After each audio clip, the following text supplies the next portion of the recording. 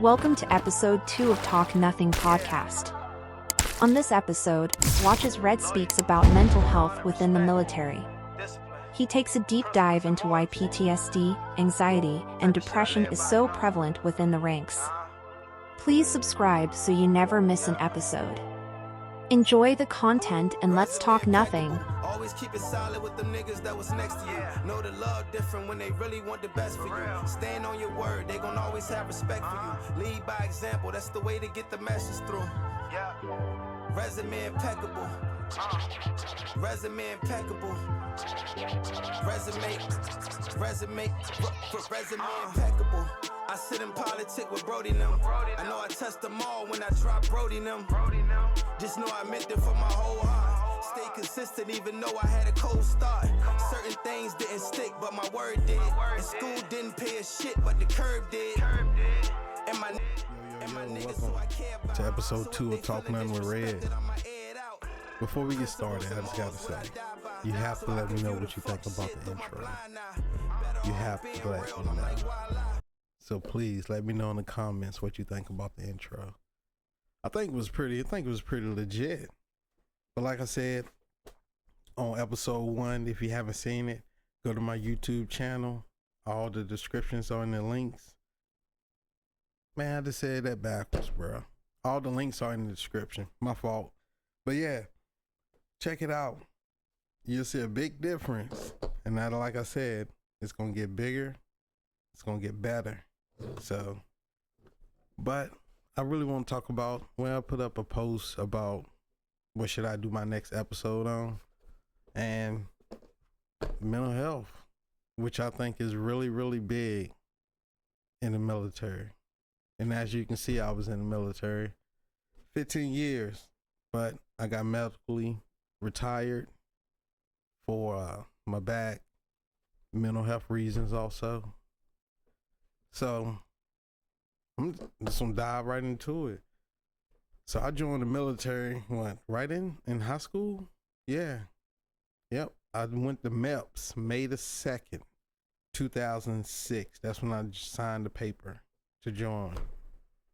Finished high school, left October the 3rd, made it to Texas, finished basic. Stayed in Texas, which was, 18 years old, being on a plane for the first time. I remember going through Atlanta airport, which is fucking horrible. Like, how can you, if you don't have a 4-hour layover in Atlanta, you're going to miss your flight, your connecting flight. But I remember I got Popeyes there.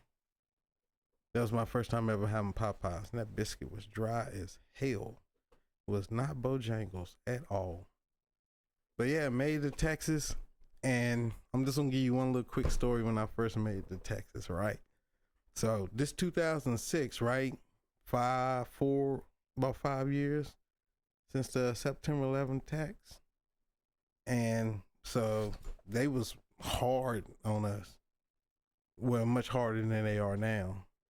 And so made us drop our bags, pick them up, run upstairs, do all that bullshit. And we get up there and the bunks, I'm gonna put some pictures up there, so I hope you see these pictures. This is how the bays was. And they was like, pick a bay. We all pick a bay or a bunk. And I never forget, short white guy right beside me. And they was like, take all your clothes off, you ready to take a shower? And we all, most of us young, 18, 19, there's a couple older guys in there, but we like, oh, you know what I'm saying? Like, what? Just listening. We all get butt naked. Yep, butt naked. And they're like, stand at the edge of the bunks, you ready to do the car wash? So the car wash is, the showers are community. They turn all the water on. The TI stand in the middle of the shower.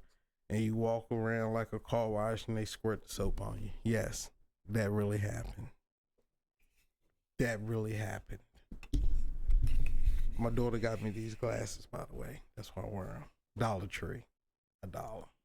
And so before we got in the shower, he was walking by the bays and the TI was just looking at us, just like chastising us. And he looked with this dude named Lynn. Dude slept in the bed beside me. He said, son, My 4-year-old brother dick bigger than yours. Man, I lost it, bro. In my head. But, man, I never forget that story. And that was, what, 18 years ago.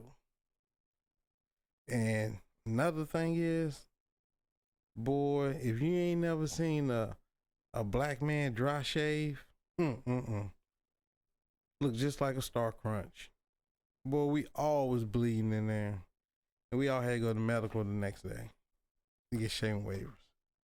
But yeah, I joined the Air Force, honestly, because I didn't want to be a product of my environment.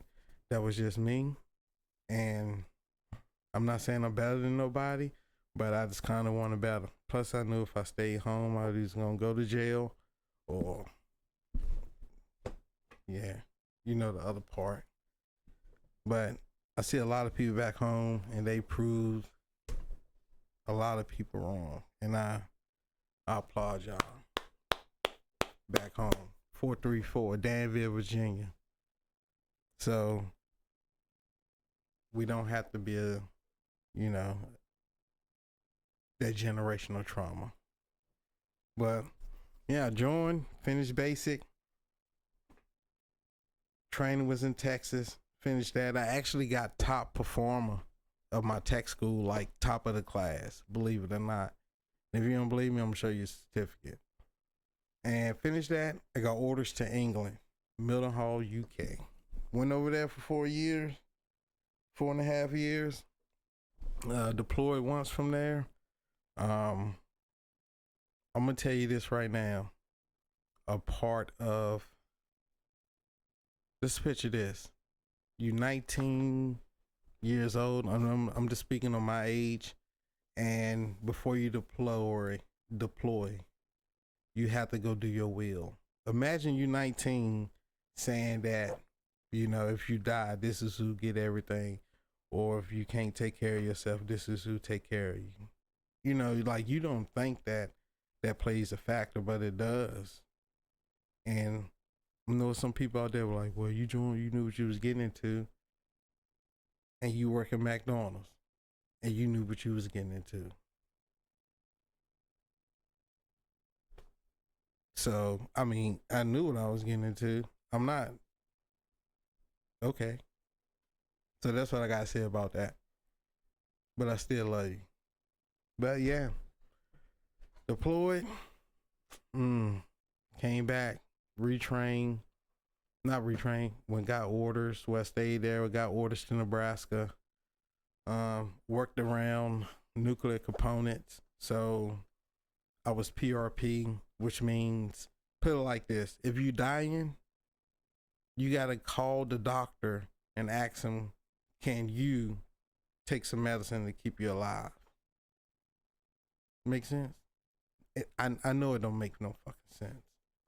So you couldn't be normal.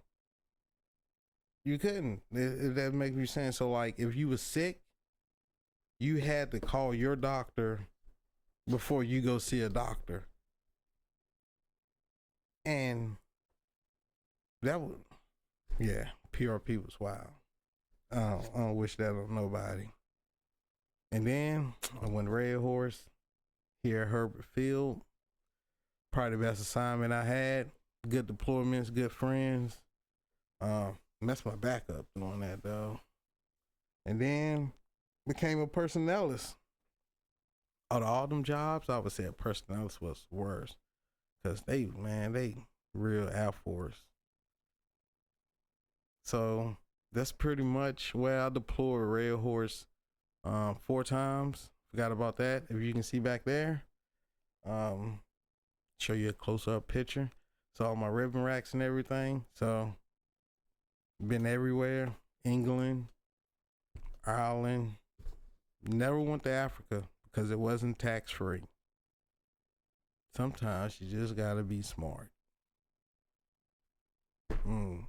Everywhere in Southeast Asia that they say.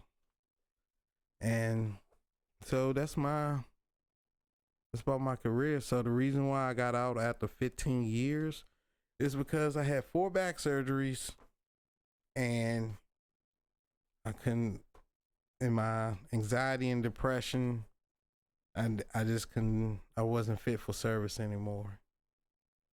And that is my career in a nutshell. That is my career. So, right now we're going to take our first break. I got my first sponsor up. If you don't know about it, you will now. A Slice of Roe. Here we go. Are you looking for something sweet that's homemade? A Slice of Roe is made with love just for you. Carolina-style baked goods freshly made here in the Florida Panhandle. Don't look too far for a great pound cake or delicious, sweet treats. A Slice of Roe has something to satisfy everyone's taste. Made with love. Just for you. A Slice of Roe.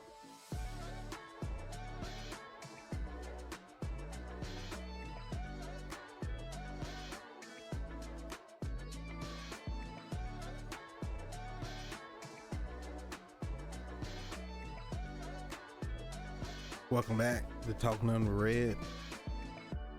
Hope you like that little sponsor, A Slice of Roe. I mean, hit up, got a Facebook, email.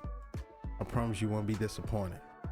Also, when we was on break, I realized, man, I took my hair out because I'm getting it braided Saturday, and I'm telling you, it's gonna be legit. But yeah, I know it look like this. I'll be better. This is what us veterans look like before we get our disabled check. But I did get a lot of compliments today. A lot of my white friends did say I look like Nat Turner. Appreciate it. But yeah, so like I was saying about mental health in the military, it's real, and we don't get the help that we deserve.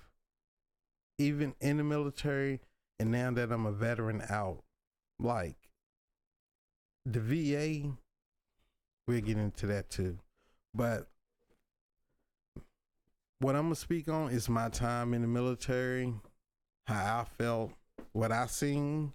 I'm not speaking for anybody. I mean, if you wanna chime in the comments, let me know. I mean, this, like I said, this is an open platform for any and everybody. No topic is off limits. We will respect each other here.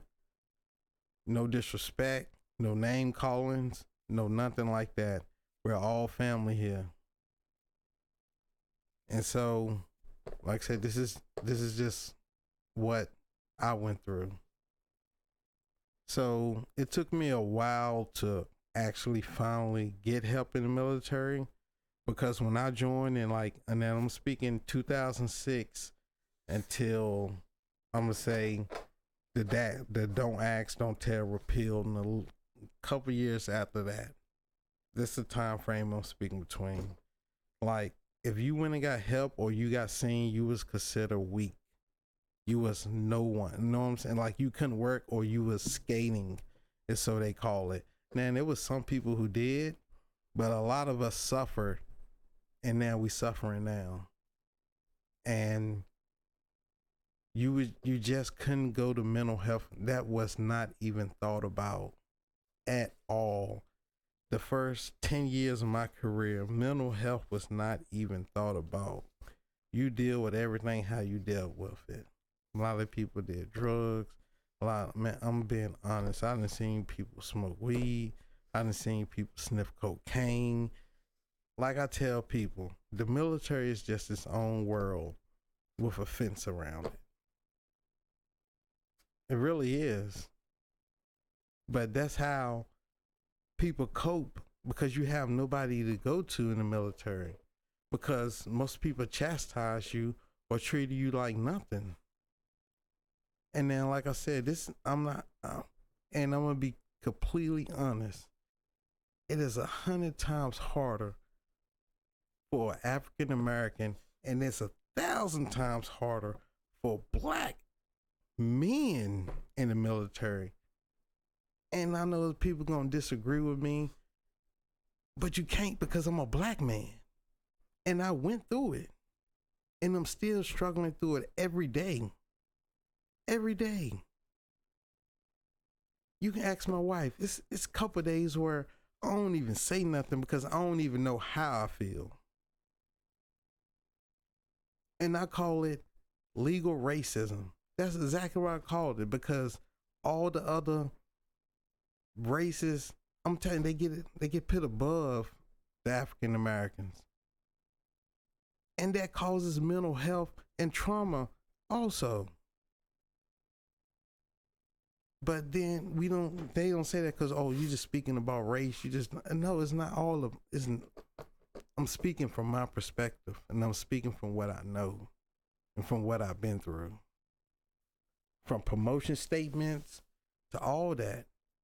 And a lot of you don't know what promotion statements is. It's what you get for your performance report. And it tells you if you good, gooder, or goodest. Pretty much. And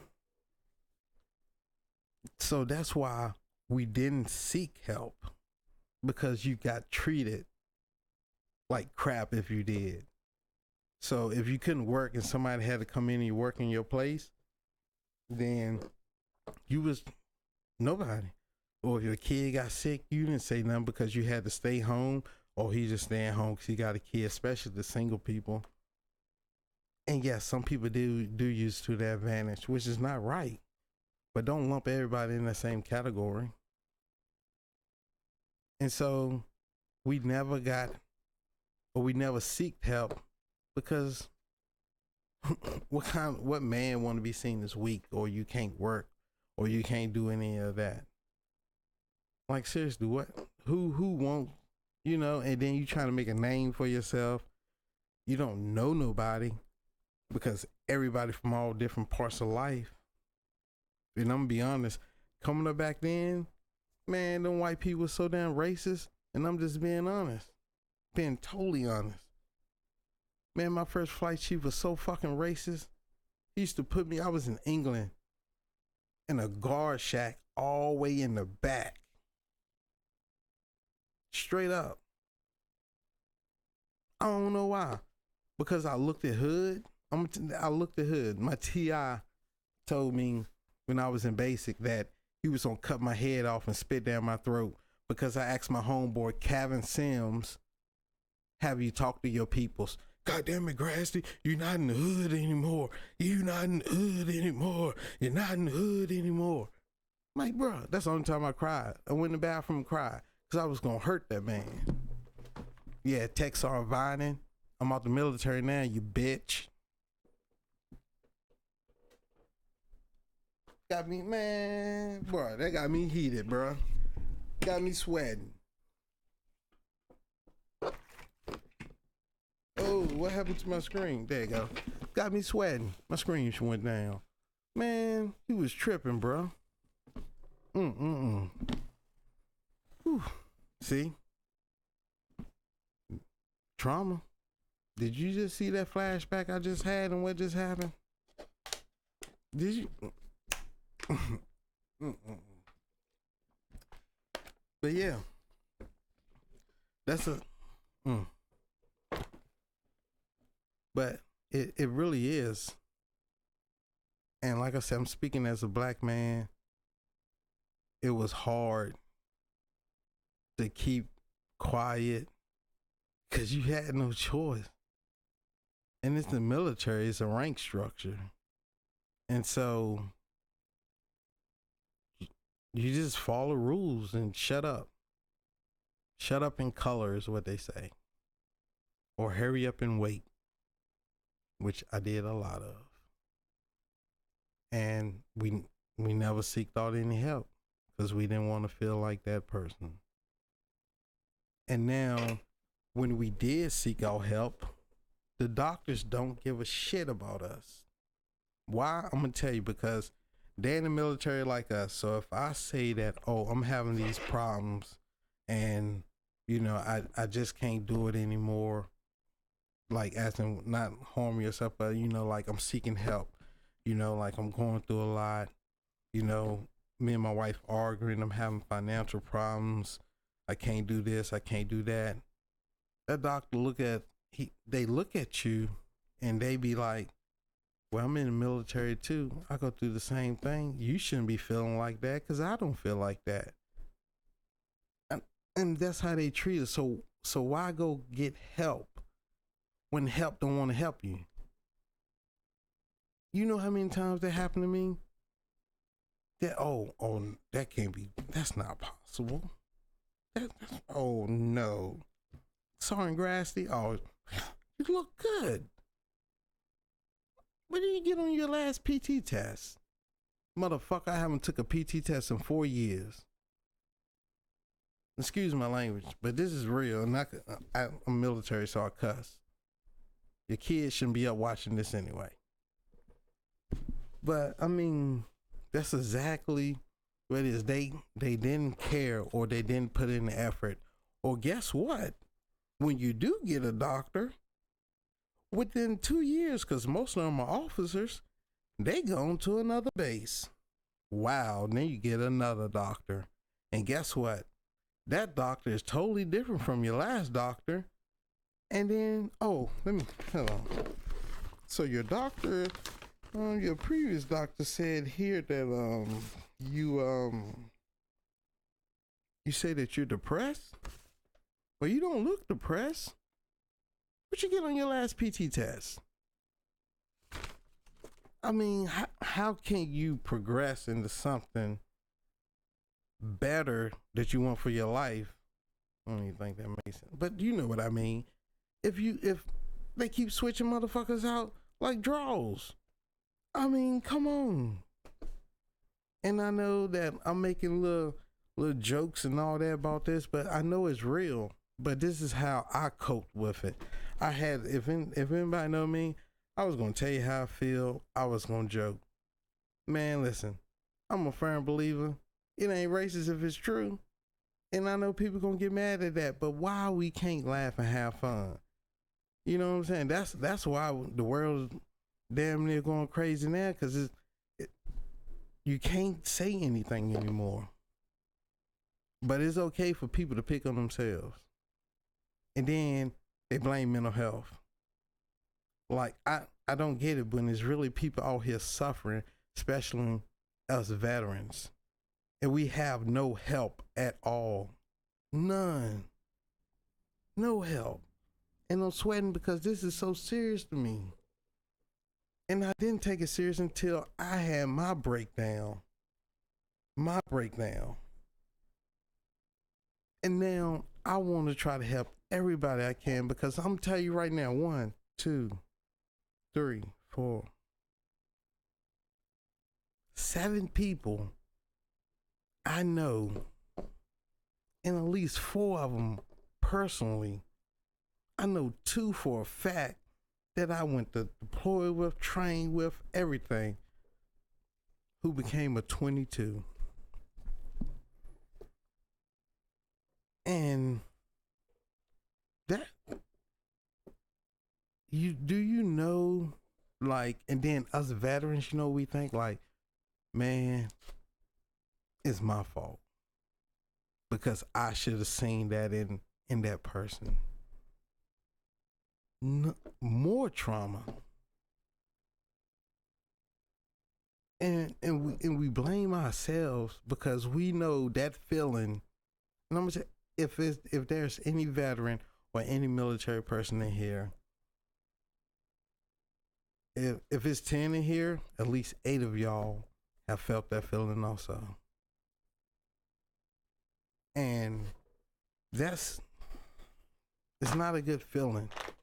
Nor is it a good feeling to live with that, you know, someone personally who has become a 22. Just lost a friend recently. Good friend. I would have never retrained if it wasn't for him. Rest in peace, Stu. Good man. Love you, bro. You was a good man.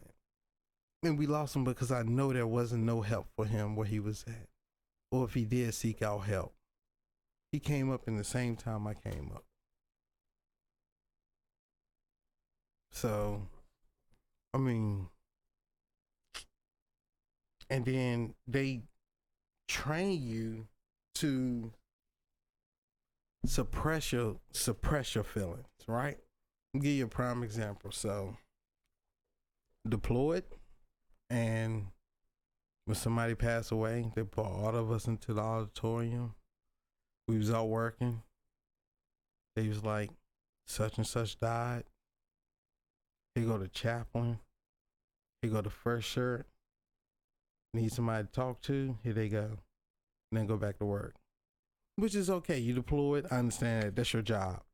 But like, I mean, yeah, you are taught to suppress all your feelings. I'm gonna tell you, if there's a veteran in your family and like say someone, there's a death, look at their reaction compared to like say a civilian, one of your family members who's a civilian. Because we're taught to grieve in a different way. We're actually taught that you don't even have time to grieve. And then it don't hit you until you're sitting down, you're out the military, you feel alone, and all that trauma come back. And this ain't even including the generational trauma. And so you're taught to suppress all those feelings. And again, some people can't handle it. They turn to alcohol. They turn to illegal drugs. They turn to domestic violence. Turns to everything. And it's sad. It really is. But that's the only veterans outlet. That's the only outlet that they have. And when a veteran talking to you, most times we just want you to listen. Like, don't chastise us. Because nobody within our military careers, nobody never took time to listen to us or our problems. It was always, take this tool to use, to get better.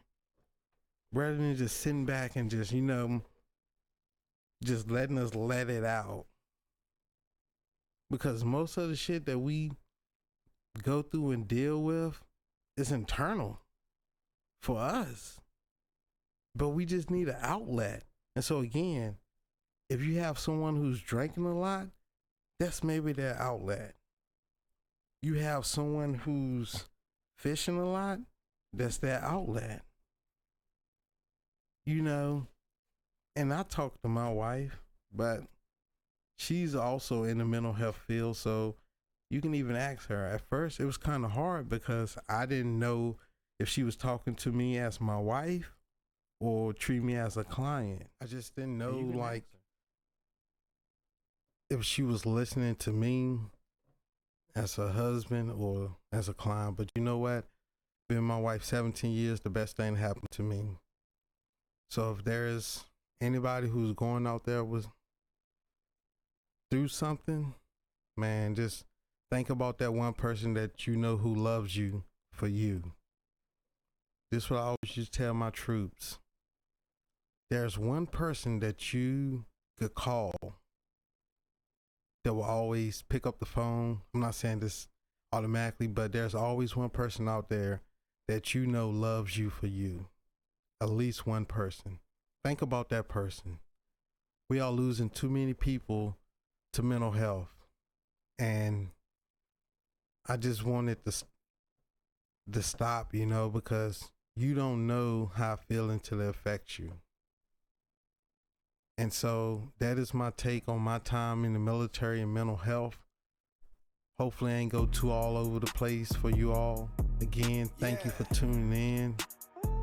I'm having a blast doing this. I really hope that you come back next week for the next episode. And I really enjoyed talking nothing with you all. Again, if you'd like to come on the show, if you'd like to be a sponsor at no charge, if you got music or anything, you're always welcome on this show. So, thank you for Talk Nothing with Red. It's been a pleasure. Again, make sure you like, follow, subscribe. All my descriptions will be All my there we go again. All my links will be in the description. And see you next week. But I ain't heard nothing they said. We on that podcast. We talking now with Red. We talking sports. We talking music. We got a lot of it. Only speaking the truth, speaking in facts, and we talking politics. Yeah, they be talking a lot, but I ain't heard nothing they said. Join this podcast. We talking now with Red. Yeah, they be talking a lot, but I ain't heard nothing they said. We on that podcast. We talking now with Red. Yeah, they be talking a lot, but I ain't heard nothing they said. We on that podcast. Yeah, we talking now with Red. Yeah, we talking sports. We talking music. We got a lot of it. Only speaking the truth, speaking in facts, and we talking politics. Yeah, they be talking a lot, but I ain't heard nothing they said. Yeah, they be talking a lot,